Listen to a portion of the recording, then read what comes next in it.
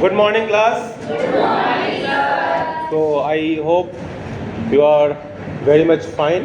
Yes, and with a very positive note, I would like to start the second class of microeconomics in my favorite class, that is 12th F. 12th F? Yes? Yes, so not still you are not in believe mode that you are in 12th F? Of course you are in 12th. Okay?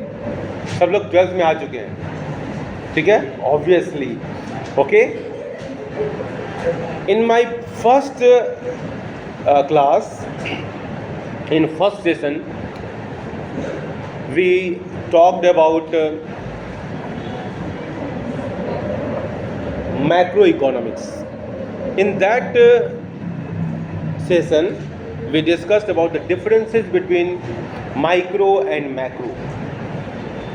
We also tried to understand what were the circumstances which lead to the emergence of new branch of economics, that is macroeconomics. Okay? We were quite successful when we are in discussion mode, that it started because that classical economists, they failed to solve the problem of economy, that is a full employment equilibrium. Economy's equilibrium was disturbed. In 1929 there was a recession in America, and it started from America, but later on it spread to the different parts of the world, and it has a multiple impact. It affected people, economies, their life in a different way. This type of situation, they can lead to any kind of political instability. They can lead to civil war condition and rise of many unwanted personalities may take place. For example, अगर हम बात करें Hitler जैसी personality कहीं ना कहीं इस तरह की सिचुएशन की उपज थी. बहुत सारे लोग थे. हिटलर तो एक प्रोमिनेंट नेम है, लेकिन ऐसे बहुत सारी पर्सनालिटीज़ का इमरजेंस होता है. तो आप इस बात को हमने बहुत सारे एग्जाम्पल से समझाने का प्रयास किया कि micro and macro has a very good relationship. एक दूसरे के साथ अन्योन्याश्रय संबंध है, कॉम्प्लीमेंट्री रिलेशनशिप है. इसको हमने अपने शरीर से जोड़ते हुए हमने बात किया कि जैसे सेल और बॉडी का रिलेशन है, एक ब्रिक और इस बिल्डिंग का रिलेशनशिप, मकान का जो रिलेशनशिप होता है, हम ये नहीं कह सकते कि ये इंपॉर्टेंट है, माइक्रो इकोनॉमिक्स इंपॉर्टेंट है और मैक्रो इकोनॉमिक्स कम इंपॉर्टेंट है. ऐसा नहीं. हमने कुछ पैराडॉक्सेस की बात भी की. जैसे एक पैराडॉक्स का हमने एग्जांपल लिया, सेविंग, और हमने बताने का प्रयास किया था कि saving is good at individual level, but when this saving takes place it's a lot of impact on economy. कि कैसे इकोनॉमी को वो नुकसान पहुंचा सकता है, इस पर बात किया. और इसके बाद हमने ये डिस्कशन किया कि इकोनॉमी का macro economic point of view micro economic point of view को भी प्रभावित करता है. ठीक है? अगर देश की नेशनल इनकम, अगर हम, जैसे हमारा पहला लेसन है नेशनल इनकम अकाउंटिंग, अगर एनसीईआरटी को हम लोग फॉलो कर रहे हैं, करेक्ट ना? एनसीईआरटी के ही सारे कॉन्सेप्ट को प्राइवेट पब्लिशर्स ने क्या किया है कि उसको कई छोटे छोटे हिस्सों में तोड़ दिया है समझने के लिए. जैसे आपका नेशनल इनकम अकाउंटिंग तो वो पूरा एक यूनिट होगा बुक में, अगर आप उसके इंडेक्स को देखोगे तो, और उसमें बहुत सारे छोटे छोटे component, circular flow of income, ऐसे ऐसे बहुत सारे कंपोनेंट बने हुए हैं. आप बुक में आपने देखना, जो भी बुक आप फॉलो कर रहे हो. तो हम जिस कॉन्सेप्ट को, मैक्रो इकोनॉमिक्स के कॉन्सेप्ट को, जिसे आप इसको ऐसा समझो कि एक छोटे बच्चे को कहा जाता है कि चित्र बनाओ, किसका? काऊ का, मैंगो का, ह्यूमन बॉडी, कुछ भी, तो पूरा का पूरा चित्र एक बार में नहीं बनता है. पूरी तरह हम जब एक बड़े कॉन्सेप्ट को नेशनल इनकम अकाउंटिंग के कॉन्सेप्ट को हम समझने का प्रयास करेंगे तो पूरे के कॉन्सेप्ट को हम ये ऑल ऑफ सडन नहीं पढ़ा सकते, छोटी छोटी चीज़ों को स्टार्ट करना पड़ता है, ठीक है। So basic things of that lesson we can say that is very important to understand, okay. लेकिन मेरा कहना है कि आज हम जिस टॉपिक को बात करें, इंट्रोडक्शन का पार्ट तो हमने पहले ले लिया था, ये तो हम फ्लैशबैक पर बात कर रहे थे। आज हम जिस लेसन पर बात करने वाले हैं, नेशनल इनकम अकाउंटिंग, मेरा क्वेश्चन है कि आखिर ये जरूरी क्यों है? क्योंकि जब बच्चे को ये मालूम हो कि ये पढ़ना, जैसे आप स्कूल आते हो, अगर बच्चे को ये मालूम हो जाए कि पढ़ना जरूरी क्यों है, तो पढ़ने में उसका ज़्यादा इंटरेस्ट क्रिएट होगा। किसान को मालूम है कि जमीन को जोतना है ना, tilling of soil is important, why it is important, अगर किसान को मालूम है इसलिए उसको वो टिलिंग जरूर करता है। लेवलिंग का महत्व उसको मालूम है इसलिए वो लेवलिंग बड़े तन्मयता के साथ करता है। इरिगेशन का महत्व उसको मालूम है इसलिए वो इरिगेशन प्रॉपर करता है।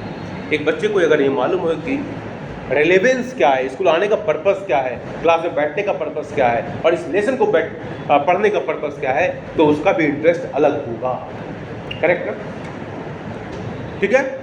अब ऐसे देखो, एक छोटा सा एग्जांपल लेता हूँ जो हमारे और आपके जीवन से जुड़ा हुआ है। हम लोग उसी समाज के हिस्से हैं, हम लोग ऑलमोस्ट उसी सोसाइटी से बिलोंग करते हैं, हमें मिडिल क्लास, आप भी मिडिल क्लास, और इस तरह के एग्जाम्पल आपके दिल के करीब होंगे। जब शादी ब्याह का मौसम होता है, जब शादी होने की बात होती है, तो एक चीज़ देखा जाता है ना कि कितना पा रहा है, कितना मिलता है। नौकरी की तलाश करते हैं तो क्या कहते हैं, उस नौकरी में कितना मिलेगा, बात होती है कि नहीं होती, ऐसा पूछा जाता है। पूछने के पीछे पर्पस क्या है कि अगर अच्छी सैलरी मिलेगी तो परिवार अच्छे से चल जाएगा, लिविंग स्टैंडर्ड अच्छा होगा, करेक्ट ना, खान पान, हेल्थ, स्वास्थ्य, सारी सुविधाएं जो भी हम मॉडर्न एमिनिटीज़ की बात करते हैं वो आसानी से उपलब्ध होगा, करेक्ट ना। इंडिविजुअल लेवल पर बात समझ में आती है। राष्ट्र, ये तो माइक्रो की बात होगी, लेकिन हम पढ़ रहे हैं क्या, मैक्रो। तो अगर हम बड़े पैमाने पर देखें तो सारे इंडिविजुअल की इनकम को कहीं ना कहीं जोड़ के वो राष्ट्रीय इनकम बन जाएगी। तो हम अपने इनकम की अकाउंटिंग करते हैं, पर्सनल इनकम करते हैं ना, तो राष्ट्र की इनकम की अकाउंटिंग इसलिए जरूरी है क्योंकि राष्ट्र इतने सारे यूनिट से बना हुआ है, इतने सारे सिटीजन्स हैं। और अगर हम इकोनॉमी के पॉइंट ऑफ व्यू से बोले तो इकोनॉमी को 3 सेक्टर में डिवाइड किया गया है, प्राइमरी, सेकेंडरी और टर्सरी, करेक्ट ना। अगर हम प्राइमरी सेक्टर, सेकेंडरी सेक्टर और टर्सरी सेक्टर की हम बात कर रहे हैं तो उस सेक्टर के अंदर भी बहुत सारे छोटे छोटे सेक्टर्स हैं। प्राइमरी में बहुत सारी एक्टिविटीज़ है, सेकेंडरी में बहुत सारी एक्टिविटीज़ है, एग्री और डिसएग्री। टर्सरी में बहुत सारी एक्टिविटीज़ है बेटा, है नहीं। टर्सरी सेक्टर के एक्टिविटीज़ का नाम बैंकिंग है, इंश्योरेंस है, एक्सेट्रा, है ना, ट्रांसपोर्टेशन, तमाम, है ना, समझ आई बात। तो इन सारे सेक्टर्स में रहने वाले लोगों, अगर राष्ट्र की इनकम अच्छी है तो जिस सेक्टर में भी कुछ बीमारी लग गई, बीमारी का मतलब यहाँ क्या है कि किसी भी कारण से वो सेक्टर बैकवर्ड रह गया, पिछड़ा रह गया, उस सेक्टर में काम करने वाले जो गरीब है, मतलब जो व्यक्ति हैं, उनको इनकम सही नहीं मिल रही है, वेजेस सही नहीं मिल रही है। हो सकता है किसी साल फसल खराब हो जाए, मानसून खराब हो गया, फसल खराब हो गई और किसान की स्थिति खराब हो गई, करेक्ट ना। तो उसकी देखभाल, उसको सपोर्ट कौन देगा? यही नेशनल इनकम का जो कॉन्सेप्ट है सरकार एलोकेट करती है बजट के माध्यम से, करेक्ट ना। बैंकों को कहती है ऋण दे दो, है ना, और उस ऋण के जो क्रेडिट का वेवर्स भी करती है सरकार, है ना, लोन माफ भी करती है, करेक्ट है ना। इसलिए नेशनल इनकम की अकाउंटिंग तो होनी चाहिए, करेक्ट है। एग्री और डिसएग्री? थोड़ा सा स्माइल के साथ बोलो, जरूरी है ना, जरूरी है, बोलो भाई। अब उसी नेशनल इनकम अकाउंटिंग की बात हम करें, आय, लेकिन आय ये एक व्यक्ति के हाथ में थोड़ा ही है। जैसे मैं स्कूल ने चॉक पीस खरीदा तो ये फीस का पैसा कह लो, सरकार ने जो पैसा खर्च किया, ये पैसा किसके पास गया? चॉक मैन्युफैक्चरर के पास गया। चॉक मैन्युफैक्चरर ने इस चॉक बनाने की मशीन को परचेज किया होगा, बट वो उस मशीन के प्रोड्यूसर के पास चला गया। प्रोड्यूसर ने बिल्डिंग मशीन के लिए रॉ मटेरियल उसको परचेज किया, रॉ मटेरियल वाले के पास चला गया।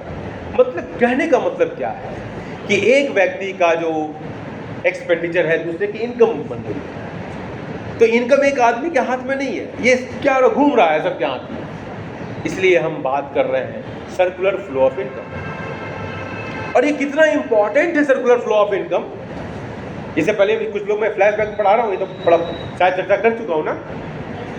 ये कितना इंपॉर्टेंट है, हम अनुलोम विलोम प्राणायाम करते हैं, सर क्या है फ्लो ऑफ एयर, जीवन सर्वाइव कर रहे हैं, अगर खाली हवा जाए तो बैलून की तरफ फट जाएगा शरीर है ना, लंग्स फट जाएगा नहीं फट जाएगा, क्या है जा रहा है फिर उसको निकलना भी नहीं, करेक्ट है ना। ब्लड इम्प्योर ब्लड और प्योर ब्लड सर बन रहा है। पानी हमारे यहाँ घर में गर्म होता है, क्या होता है ठंडा पानी नीचे हीट दिया ऊपर गया गर्म हुआ। हवा इसी तरह। एक्वेटिक एनिमल सर्वाइव करते हैं because of this circular flow of water inside the sea water body, correct ना। रुका हुआ पानी क्या होता है, वो खराब हो जाता है, मर जाता है। एक्वेरियम में देखो ना मशीन चलाई जाती है ना, करेक्ट ना। मतलब कहने का मतलब क्या है, ये circular flow of air, circular flow of blood, circular flow of water, circular flow of anything is important, why not circular flow of income. अगर एग्री हो तो जोर से बोला यस सर, बड़ा पॉइंट समझ में आई बात। तो हम आज इसी सर्कुलर फ्लो ऑफ इनकम की बात करें। लेकिन किन्स ने 1929 में जो मैंने बताया था कि एक प्रिस्क्रिप्शन लिखा गया 1936 में जो इकोनॉमिक रिसेशन के बाद, और वो दुनिया का सबसे लॉन्गेस्ट प्रिस्क्रिप्शन डॉक्टर लिखते हैं वैसे तो, लेकिन हम इकोनॉमिस्ट के हैं तो अपने हीरो को तो ग्लैमराइज करेंगे ना। किन्स वॉज हीरो, जो आपको मज़ा अमिताभ बच्चन में आता होगा, जो आपको मज़ा और दूसरे एक्टर्स में आता होगा और एक्ट्रेसेस में आता होगा ना, वही मज़ा इकोनॉमिक्स पढ़ने वाले को जेएम किन्स में आना चाहिए अगर वो मैक्रो इकोनॉमिक्स पढ़ रहा है, करेक्ट ना। गलत बोल रहा हूँ, वो हमारा हीरो है। कौन है, जेएम किन्स। जेएम किन्स बोलो, कुछ याद आया, ऐसे करने से कुछ याद आया। ओके ओके समझ में आई बात। तो हम जेएम किन्स ने एक प्रिस्क्रिप्शन लिखा, कौन सी बुक थी, कौन सी बुक थी, general theory of employment interest and money, 1936 में लिख दे रहा हूँ, 1936 general theory of employment interest and money. और यहीं से स्टार्ट होता है मैक्रो इकोनॉमिक्स का संसार। यहीं से स्टार्ट होता है क्या, मैक्रो इकोनॉमिक्स का संसार। उन्होंने उस समय की थ्योरीज को डिस्ट्रॉय कर दिया, क्लास, जैसे राफेल बम मारता क्रैश, कुछ इसी तरह का क्लास, पॉइंट। और अपनी एक नई थ्योरी स्टैब्लिश की, point. Supply creates on demand गया पूरे जान पे, ठीक है। उन्होंने कहा कि इससे एग्रीगेट डिमांड है ना, डिमांड पे फोकस किया, पॉइंट। और यहीं से हमारा बेल तो बच गया, मेरा पीरियड है, इट्स जस्ट लाइक मना फ्रॉम हेवन, है ना। इससे लगता है कुछ गिफ्ट मिल गया।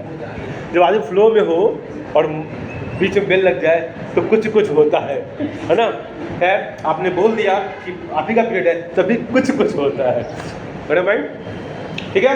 तो हम बात करेंगे, किन्स ने बोला 4 सेक्टर की बात, ठीक है, 4 सेक्टर की बात की, जिसको हम कर रहे हैं C + I + D + X - L, ठीक है। ये 4 सेक्टर हमारे सिलेबस में 2 ही सेक्टर की बात है, हम 2 ही सेक्टर की बात करें।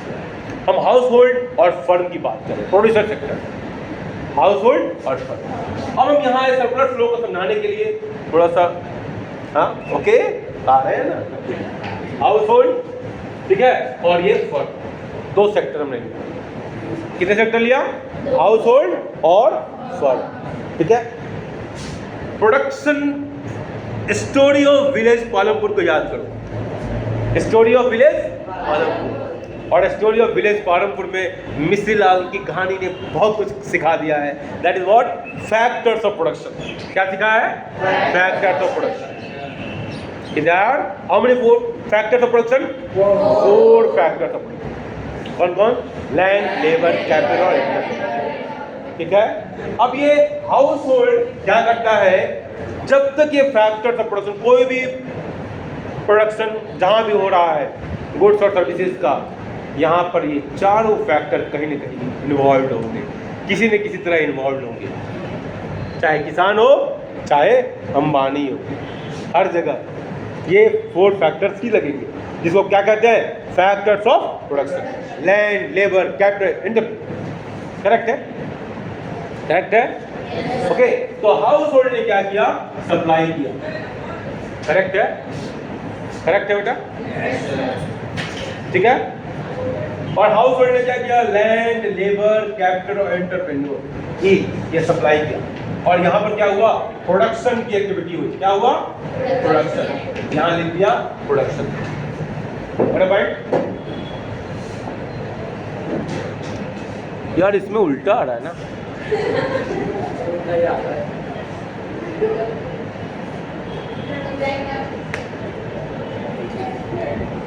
Okay, adjust, reverse adjust. Okay, तो household is a supplier of what? Land, labour, capital. ठीक है, production will take place. Okay, और ये प्रोडक्शन होगा, ये किसके पास होगा? प्रोडक्शन किसके लिए किया जाता है? फिर ये हाउस होल्ड, जैसे हम प्रोडक्शन कर रहे हैं कोई काम, अगर मैं लेबर हूँ और किसी प्रोडक्शन में लगा हूँ, तो मैं कंज्यूमर भी हूँ, मैं कंजम्पशन भी कर रहा हूँ और हम खर्च भी कर रहे हैं, जो पैसा कमा रहे हैं उसको खर्च भी कर रहे हैं। करेक्ट ना? तो ये गुड्स और सर्विसेज आया। ठीक है, और पॉइंट आप एक चीज ध्यान दो, अगर प्रोडक्शन हुआ तो इस प्रोडक्शन में शेयर उस फैक्टर्स ऑफ प्रोडक्शन का होगा या नहीं होगा? होगा। मेहनत करेगा तो कुछ मिलेगा ना भाई। ठीक है, बोलो भाई। तो इनको क्या मिलेगा? इसका रिवार्ड मिलेगा, और ये रिवार्ड इनको जब मिलेगा तो पैसा किसके पास आएगा? ये इनके पास आएगा। करेक्ट ना? लैंड को क्या मिला? Rent, very good. लेबर को वेरी गुड, कैपिटल को इंटरेस्ट, वेरी गुड, और प्रॉफिट, ये हो। हेलो भाई, और ये जो पैसा खर्च कर रहे हैं, एक्सपेंडिचर, क्या कर रहे हैं? एक्सपेंडिचर। तो मतलब क्या हुआ? प्रोडक्शन हुआ, पैसा मिला, इनकम का जनरेशन हो गया। करेक्ट ना? और इस इनकम को खर्च किया गया। करेक्ट है? yes, मतलब यहाँ सप्लाई किया, गुड्स मिला, इनको पैसा मिला और उस पैसे को वापस खर्च किया, एक सर्किल बन गया ना। और यही कहलाता है circular flow of income. Correct है? बोलो भाई। yes, अब इसमें दो चीज ध्यान दो बेटा। ये जो लैंड लेबर है, ये फिजिकल मूवमेंट हो रहा है ना? लैंड फिजिकल ऑब्जेक्ट है, टेंजेबल है। ठीक है, गॉट अ पॉइंट? तो इसमें जितने भी इनर सर्किल वाले हैं, वो उसका गुड्स भी है, टेंजेबल है, फिजिकल मूवमेंट होगा, है ना? टेंजेबल थिंग्स है। तो ये जो फिजिकल है, इसको हम क्या कहते हैं? Real flow. क्या कहते हैं? Real flow. करेक्ट है? Real flow. और ये आउटर वाले में क्या है? इसमें पैसा का ट्रांजेक्शन, मनी, इसको हम क्या कहते हैं? Money flow. चाहे एक्सपेंडिचर के रूप में हो, पैसा ही हो रहा है, चाहे उसका रिवार्ड हो, पैसे के रूप में ही हो रहा है। ठीक है, तो ये क्या है? Money flow. तो सर्कुलर फ्लो ऑफ इनकम के दो कंपोनेंट दिखाई देते हैं, रियल फ्लो और मनी फ्लो। पॉइंट? ठीक है, और इन दोनों को क्वेश्चन आता है, रियल फ्लो और मनी फ्लो के बीच में क्या डिफरेंस है? सर्कुलर फ्लो ऑफ इनकम को डिस्क्राइब कीजिए, डायग्राम बनाएंगे और इसका एक्सप्लेनेशन लिखेंगे। ठीक है, नोट्स अच्छे से बना लेंगे आप इसको। ठीक है, अब साथ साथ चलो, नोट्स बिल्कुल क्लियर है, उसको बुक से बना लेना। ठीक है, थोड़ा सा हेल्प के लिए आपको मैंने नोट्स ग्रुप पे भेज भी दिया है, उसके लिए थोड़ा सा हेल्प के लिए। लेकिन आप इस बात का ध्यान रखना कि कोई भी टॉपिक आपका जो भी सिलेबस में है, वो एक भी टॉपिक छूटे नहीं। हो सकता है जो मैं नोट्स दिया हो उसमें कुछ मिसिंग हो, और पॉइंट, इसलिए बिल्कुल आप नोट्स पर रिलाई मत करना, बुक पर जो है उसको रिलाई करते हैं ना, खुद नोट्स बनाओगे और मजा आएगा। बट पॉइंट, तो ये हमारा था circular flow of income. But point, circular flow of income में हमने क्या बात किया? हमारे सिलेबस में 2 सेक्टर मॉडल है। कितने मॉडल हैं? 2 सेक्टर मॉडल। ठीक है, हमने हाउस होल्ड लिया और फर्म लिया। House hold is supplier of factors of production. ठीक है, और वहां पर प्रोडक्शन एक्टिविटीज हुई, जो प्रोडक्शन हुआ वो वापस हाउस होल्ड के ऊपर आया। हाउस होल्ड के पास आएगा, हाउस होल्ड को जो रिवार्ड मिलता है, उस रिवार्ड को, उस पैसे से वो उसके ऊपर खर्च करता है, कंजम्पशन करने के लिए, तो ये खर्च करता है। तो यहाँ पर प्रोडक्शन हुआ, यहाँ इनकम हुआ और यहाँ एक्सपेंडिचर होता है। इस तरीके से 3 मेथड्स निकल कर आते हैं। नेशनल इनकम अकाउंटिंग के 3 मेथड्स निकल कर आए। आप जब आगे पढ़ोगे तो उस बुक में होगा calculation of national income account income, national income, तो उसमें 3 मेथड निकल के आते हैं, इनकम मेथड, ठीक है, प्रोडक्ट मेथड, इनकम मेथड और एक्सपेंडिचर मेथड। प्रोडक्ट मेथड को ये वैल्यू एडेड मेथड भी कहते हैं, क्योंकि जब प्रोडक्शन करते हैं तो वैल्यू का एडिशन होता है, हम बाद में बात करते हैं। बड़ा पॉइंट, तो 3 मेथड होकर निकल के आए। और इस सर्कुलर फ्लो ऑफ इनकम में जो इनर सर्किल है that is a real flow, और आउटर सर्किल है वो क्या है, मनी फ्लो। इस कॉन्सेप्ट में अभी तक अगर कोई बात आपको समझ में नहीं आ रही हो तो यू कैन आस्क, ठीक है। बड़ा पॉइंट, सबको समझ में आ रहा है? जोर से बोले यस सर। हाँ बोलिए।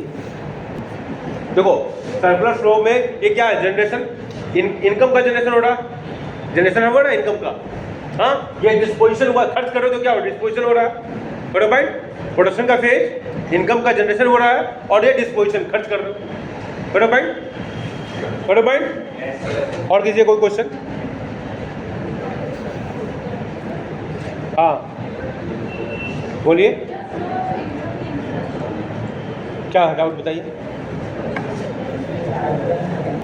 मतलब आपने जो क्वेश्चन पूछा कि एक एग्जाम्पल के माध्यम से उस क्वेश्चन को समझा जा सकता है कि किस प्रकार से प्रोडक्शन हो रहा है। जैसे हमने अभी एग्जाम्पल दिया आपको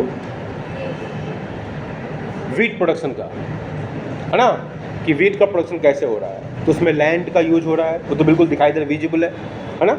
लेबर किसान का अपना खुद का मेहनत, हाँ, लैंड लेबर, कैपिटल जो उसमें मशीन वगैरह का जो है, चाहे इरीगेशन हो, चाहे टिलिंग का मशीन हो, ट्रैक्टर जो भी है, ठीक है वो। और जो बीइंग ए एंटरप्रेन्योर उसको प्रॉफिट भी मिल रहा है, लैंड लेबर कैपिटल और एंटरप्रेन्योर वो खुद ही है, ठीक है। तो इस तरीके से जहाँ भी आप प्रोडक्शन की एक क्रिया हो रही बेटा, वहाँ कहीं ना कहीं ये फैक्टर्स ऑफ प्रोडक्शन इन्वॉल्व है, ठीक है। और कोई डाउट? बोलो भाई, बोलो भाई। हाँ ठीक है, तो ये हमारा सर्कुलर फ्लो ऑफ इनकम, ठीक है। इसके क्वेश्चन आंसर इसके बेस पर जो होंगे उसको देख लेंगे आप। नेक्स्ट हमारा कॉन्सेप्ट है स्टॉक और flow. What is stock and what is flow, ठीक है। स्टॉक को जब हम मेजर करते हैं तो किसी पर्टिकुलर पॉइंट ऑफ टाइम, मतलब किसी निश्चित समय बिंदु पर हम उसकी चर्चा करते हैं, ठीक है। एज ऑन 4 अप्रैल, ये क्या हुआ, स्टॉक का कॉन्सेप्ट, ठीक है। और जो ड्यूरेशन है, टाइम लैग है, गैप है, जब हम उसकी बात करते हैं तो क्या करते हैं, वो फ्लो की बात होती है, ठीक है। तो स्टॉक एक डायनेमिक, फ्लो एक डायनेमिक कॉन्सेप्ट है और स्टॉक क्या है, स्टैटिक है, ठीक है। बहुत सारे वेरिएबल्स हैं जो इकोनॉमी में, जो कि किसी पर्टिकुलर निश्चित समय बिंदु पर उनकी चर्चा की जाती है, ठीक है। इसलिए हमको इस कॉन्सेप्ट को जानना पढ़ना जरूरी है, क्योंकि हमको जब नेशनल इनकम को जो मेजर करेंगे ना, जैसे इन्वेस्टमेंट है, नेशनल इनकम है ना, ये अलग अलग वेरिएबल्स हैं, ठीक है। कैपिटल फॉर्मेशन है ना, तो इसका ये इनको जब मेजर करना हो, कितना कैपिटल फॉर्मेशन हुआ, कितना इन्वेस्टमेंट हुआ, सबकी बात हम जब कैलकुलेशन करेंगे तब हमको इस कॉन्सेप्ट की जरूरत पड़ेगी, ठीक है। इस कॉन्सेप्ट को आसानी से आपके बुक में जो दिया हुआ ना, एक दिया हुआ है, इसमें जितना पानी है, ठीक है, वो क्या है, स्टॉक है ना। 5 लीटर पानी, 10 लीटर पानी, जो भी है वो क्या है, स्टॉक है, करेक्ट है ना, बोलो भाई।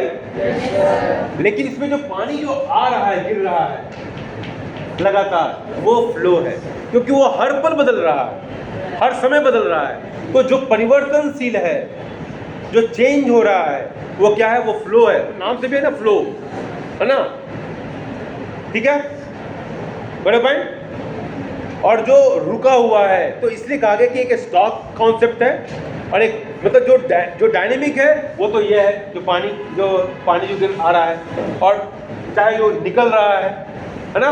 और लेकिन जो रुका हुआ है, बट किसी पर्टिकुलर पॉइंट ऑफ टाइम में तो कुछ खास अमाउंट ऑफ लीटर ऑफ पानी तो होगा ना। तो जो पानी है ना, वो रुका हुआ जो पानी है ना, जो एक पर्टिकुलर पॉइंट ऑफ टाइम में, तो उसको तो किसी पर्टिकुलर पॉइंट में ही मेजर कर सकते हो ना, एक निश्चित समय में मेजर किया जा सकता है ना। जैसे इस समय में कितने बच्चे हैं, ठीक है, और स्टॉक कॉन्सेप्ट हो गया, इस बच्चे में एक जा रहा है, एक आ रहा है, तो फ्लो कॉन्सेप्ट हो गया, बड़ा पॉइंट। तो स्टॉक और कॉन्सेप्ट और फ्लो का कॉन्सेप्ट भी हमको जानने की ज़रूरत है, क्योंकि इसमें जो डिफरेंट टाइप्स ऑफ वेरिएबल्स हैं उनको मेजर करना है, क्योंकि अल्टीमेटली नेशनल अकाउंटिंग में सारे जो वेरिएबल्स हैं उनको कहीं ना कहीं हमको या तो स्टॉक कॉन्सेप्ट है या तो फ्लो कॉन्सेप्ट है, इसलिए उस कॉन्सेप्ट को समझना है। जब क्वेश्चन आएगा तो आपको मिलेगा कि कौन सा स्टॉक है, कौन सा फ्लो है, तो वो आपको जानने की ज़रूरत है। अभी हम कुछ क्वेश्चंस लेते हैं, ठीक है, इसके आधार पर हम इसको बात करते हैं। देखो आपके बुक में जो दिया गया है स्टॉक का, stock variables refers to that variable which is measured at a particular point of time. Okay, ठीक है, पहला point, it does not have a time dimension, मतलब टाइम का जो लैग है वो ड्यूरेशन नहीं है ना, टाइम का, ठीक है, पॉइंट ऑफ टाइम में। It is a static concept. Okay, next example दिया है, population of India as on 31 March 2025, total number of Maruti cars in Delhi, ठीक है, ये सारे एक पर्टिकुलर पॉइंट ऑफ टाइम में मेजर किए जा रहे हैं। मनी सप्लाई, हाँ, मनी इन सर्कुलेशन एक पॉइंट ऑफ टाइम में मेजर किया जा रहा है। ओके, नेशनल वेल्थ, ठीक है, quantity of wheat stored, godown में होगा स्टोर्ड। अब देखो फ्लो का मैं पढ़ रहा हूँ, flow variables refers to that variables which is measured over period of time. Okay, time lag है। It is a time dimension as the magnitude can be measured over a period of time. Okay, it is a dynamic concept. Example देखेंगे, number of birth during 2024, Maruti cars manufactured during January 2025, during January 30 दिन का समय हो गया, एक particular date नहीं है। बड़े पॉइंट बोलो भाई, समझ में आ रहा है बेटा? इधर करेक्ट, कुमकुम, ओके, अंबर,